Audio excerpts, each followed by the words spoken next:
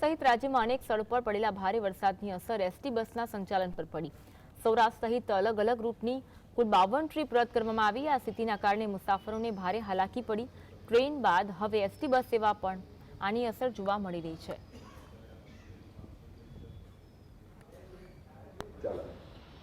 હવામાન વિભાગ દ્વારા જે રીતના આગાહી કરવામાં આવી છે અને જિલ્લાઓની અંદર જે રીતના સુરત શહેરથી એસટી ડેપોમાંથી જે રીતના એસટીઓ પસાર થતી હોય અને કેટલાક મુસાફરો મુસાફરી કરતા હોય ત્યારે અત્યારે એસટી પર જે રીતના અસર પડી છે ત્યારે આપણી જોડે નિયામક ઉપસ્થિત છે। એમની જોડે વાત કરીશું। સાહેબ, રોજની કેટલી એસટી પસાર થતી હોય છે અને અત્યારે કેટલી રદ કરવામાં આવી છે?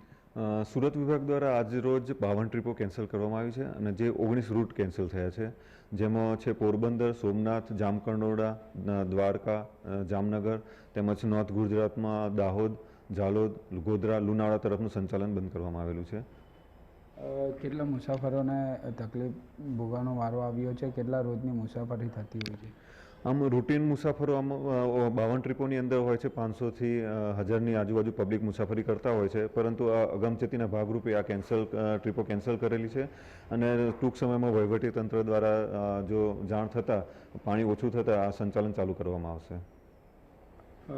જે રીતના એસટી ડેપો પર પણ હવે અસર જોવા મળી રહી છે, ટ્રેનો પણ બંધ કરવામાં આવી છે, તમામ મુસાફરો હવે બસ મારફતે મુસાફરી કરતા હોય તો હવે જે રીતના અસર જોવા મળી રહી છે, આગામી સમયમાં કઈ રીતની આની તકેદારી ભાગરૂપે વહેલું ચાલુ કરવાનું?